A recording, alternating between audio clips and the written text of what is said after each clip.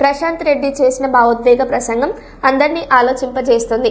Road ప్రమాదంలో మరణించిన ఓ యువకుడి అంతిమయాత్రలో పాల్గొన్న ఆయన మద్యం, గంజాయి వంటి వ్యసనాలకు దూరంగా ఉండాలని పిలుపునిచ్చారు.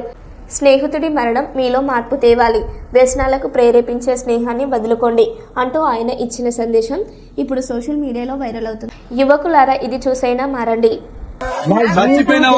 చచ్చిపోయిన పిల్లగాళ్ళు మన దోస్తులైతే, చచ్చిపోయిన పిల్లగాళ్ళు మన అన్నదమ్ములైతే, నిజంగా మనకు రేషం పౌరుషం ఉంటే, వాళ్ళ మీద ప్రేమ అభిమానం మనకు ఉంటే, వీళ్ళ సావైనా మనల్ని మార్చాలి.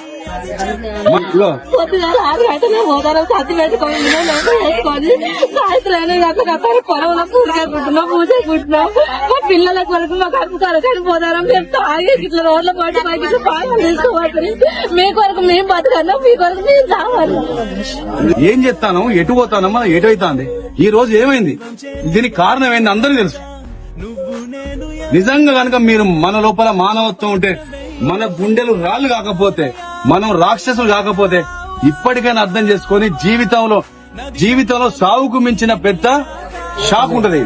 గంజా ఇలాంటి పట్టుకొచ్చి ఇస్తా అంటే మనం దొరకట్లేదు. నడిపోట్లో కలుగుదాం, ఆగుదాం, మార్చుకుందాం. జీవితం మళ్ళా రాదు. జీవితం మళ్ళా రాదు. మన ఊరి పిల్లగాడు నిన్నటి దాకా మనతో ఈ టైం బతికున్నాడు, మన మధ్యలో. ఇవాళ మన దగ్గర 2 పిల్లలు లేరు. అరే అని చెప్పి బుధమి చేసుకుంటూ రోజు కలిసి చదువుకున్నాం, కలిసి తిరిగినాం. ఇవాళ మనిషి వేయండి. తల్లిని నేను కష్టపడి 500,000 రూపాయలు నేను కూలి కైకిలు చేసుకొచ్చుకొని మీకు తిండి పెడితే మీరు మాకు కడుపు కోత మిగులుస్తానంటారు. మీ అందరు కొడుకులు తనకు పుట్టినా తాగుడే, సచ్చినా తాగుడే, ఎవడో గెలిచినా తాగుడే, ఎవడో ఓడిపోతే తాగుడే, ఎటు చేసి తాగుడు. దాని తోడు గంజాయిలు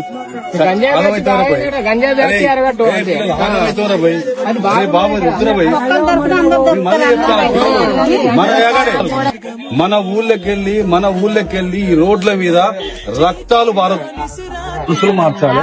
మీ అందరి గుణాలు మార్చాలి, మీ అందరి ఆలోచనలు మార్చాలి. ఇవాళ మీరందరూ ఆయన కొడుకులు కావాలి.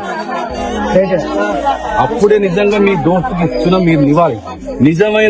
నిజమైన నివాలి మీ దోస్తుకి ఇచ్చేదంటే, తండ్రి కొడుకులు కొడుకున్న తండ్రికి మేమందరం బాబు మీ కొడుకులమే.